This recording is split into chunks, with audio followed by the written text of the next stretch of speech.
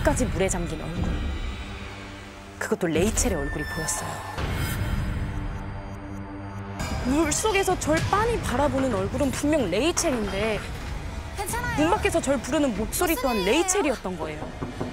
이 문 좀 열어봐요. 저는 필리핀 마닐라에 있는 회사로 이직을 하게 됐는데요. 당시 연봉도 살짝 올려갔거든요. 회사에서 무려 혼자 지낼 수 있는 사택을 마련해준다는 거예요. 이 큰 집을 혼자 청소하고 관리할 생각을 하니 아찔한 거예요. 고민 끝에 오로지 저와 제 집을 위한 24시간 상주 하우스메이드를 고용하게 됩니다. 그렇게 만난 메이드의 이름은 레이첼. 20대 중반의 쾌활한 성격, 그리고 꼼꼼한 관리 능력까지 정말 최고의 메이드였죠. 레이첼 덕분에 이삿짐 정리도 순조롭게 마치고 한껏 여유를 즐기던 어느 주말 아침이었어요.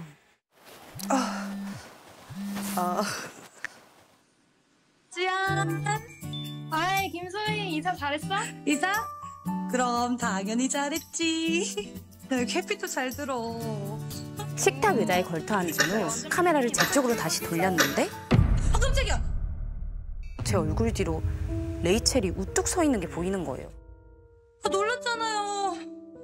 뭐야, 메이드야? 나도 소개시켜줘. 야, 잠깐만 기다려봐. 레이첼, 내 친구 소개시켜줘. 어? 어디 갔어? 어디 갔지? 내가 친구랑 너무 떠들어서 기분이 별론가? 저는 친구 주연이와의 통화를 대충 마무리 지은 후 찜찜한 마음을 풀 겸 레이첼 방으로 갔습니다.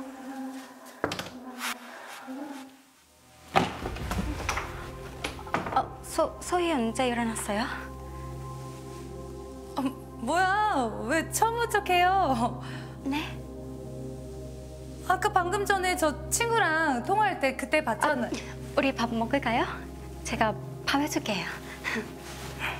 레이첼의 행동이 어딘가 살짝 어색하다고 해야 할까? 팔빼물 하네. 왠지 찝찝한 느낌도 들더라고요. 근데 뭐 딱히 큰 문제가 있는 건 아니니까 그냥 기분이 풀렸나 보다 하고 넘어갔죠.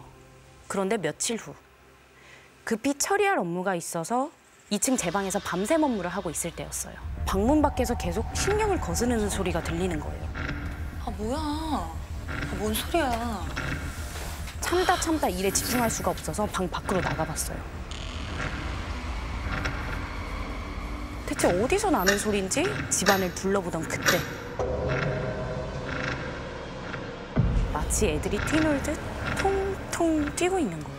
레이첼 이상해.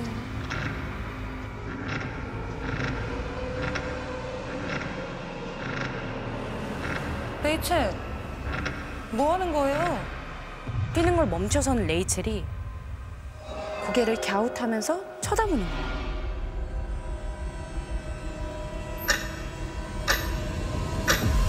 그러더니 입꼬리가 찢어지게 웃는 얼굴로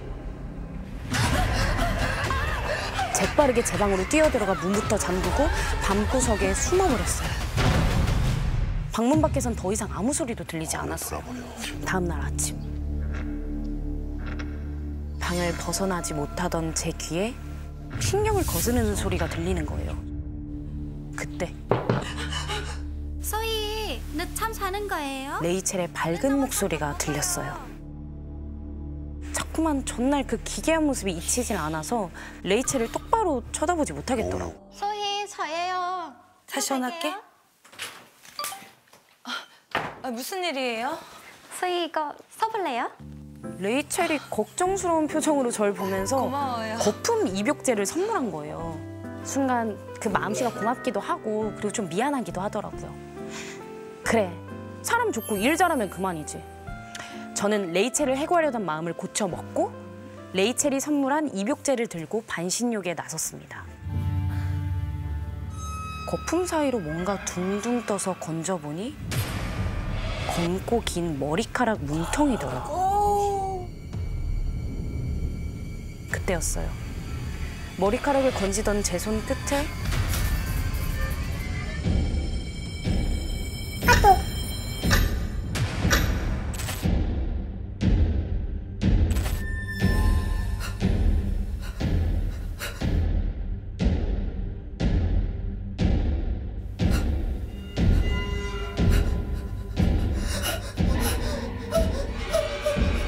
부릅뜬 눈에 코끝까지 물에 잠긴 얼굴. 그것도 레이첼의 얼굴이 보였어요.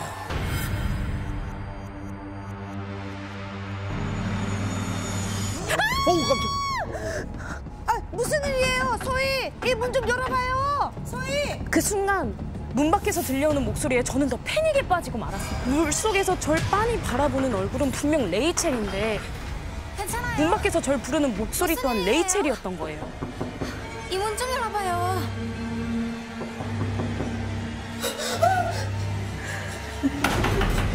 괜찮아요? 괜찮아요? 다급히 문을 열고 들어온 레이첼이 보인 순간 물속의 레이첼은 감쪽같이 사라졌고 계속 건져냈던 그 머리카락들도 보이지 않았습니다. 걱정스레 제 얼굴을 살피는 레이첼의 얼굴도 솔직히 보고 싶지가 않더라고요. 혹시 욕실에서 뭐 보지 않았어요? 그러고 보니까 그 소파 사건 이후에도 레이첼이 좀 수상해 보인 적이 몇 번 있었지 싶더라고요. 한 번은 2층 제 방 앞을 서성이며 누군가와 심각하게 전화하는 것도 봤고요.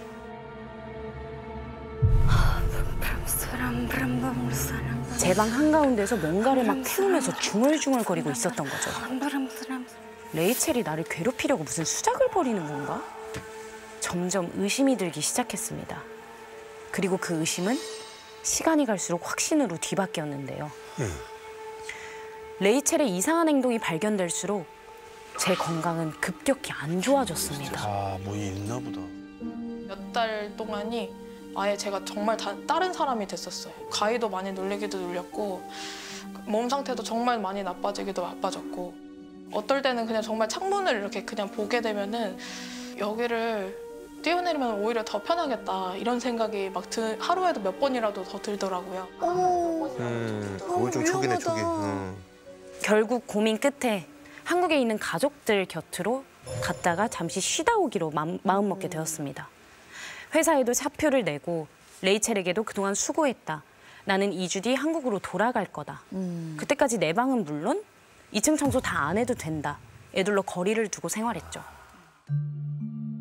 마지막으로 회사 동료들과 송별회 회식을 하고 저녁 늦지막히에 집으로 돌아온 날이었어요. 제 방문을 딱 여는데 레이첼. 가지런히 정리된 제 침대 머리맡에 레이첼이 앉아서 흥얼흥얼거리고 있는 거예요. 천천히 고개를 돌려 절 바라보더니 씩. 그 순간 마치 바람에 밀리듯 쾅 닫힌 문소리에 뒤를 돌아봤다가 다시 앞을 봤을 땐 침대 위 어디에도 레이첼의 모습이 보이지 않았어요. 어디 갔지? 순간 당황해 방 안을 둘러보던 그때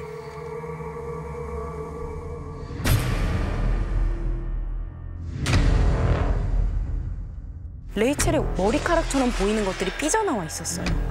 뭐 하는 거예요? 아, 장난치지 마요. 아, 빨리 나와요.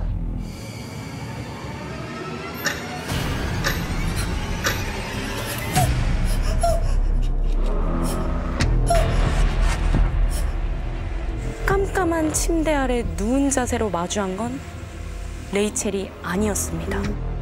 창백한 얼굴에 꼬마아이가 절 빤히 쳐다보고 있었어요. 순간 너무 놀라 소리를 지르며 달아나려 했습니다. 그런데 침대를 빠져나온 그 순간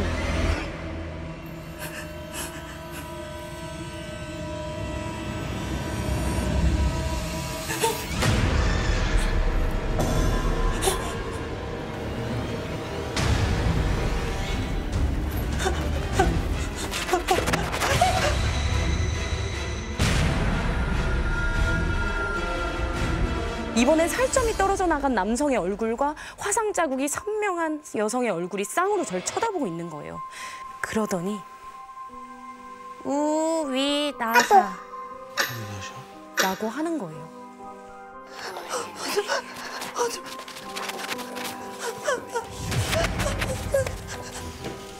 우위나샤라는 뜻모를 말을 중얼대며 크크거리기 시작했습니다. 도망갈 곳이 없다 생각한 전 그 자리에서 귀를 막고 눈을 질끈 감아버렸습니다. 그 순간 벽을 때려대는 소리와 함께 들려온 우위 나샤라는 말을 끝으로 저는 기절을 하고 말았습니다. 소희, 방에 있는 거예요? 어디 아파요? 괜찮아요? 레이첼의 목소리에 눈을 떴을 땐 그 형체들은 모두 사라져 있었습니다.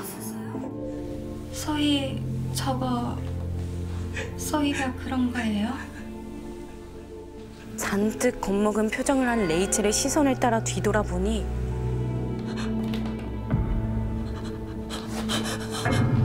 벽면 가득 크기도 모양도 뒤죽박죽인 손자국들이 찍혀 있는 겁니다.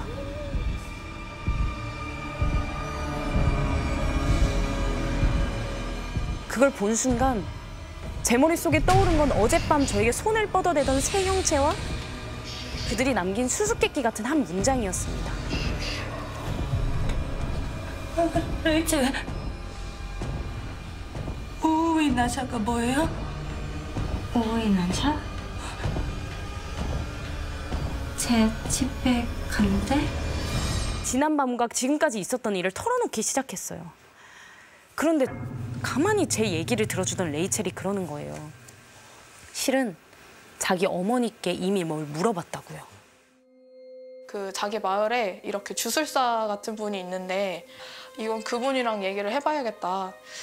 그분이 보자마자 여기에서 너보다 오래 산 홀령들이 있는데 그 홀령들한테도 허락을 받지도 않고 무턱대고 집을 들어가서 그 홀령들이 무척 화가 났다.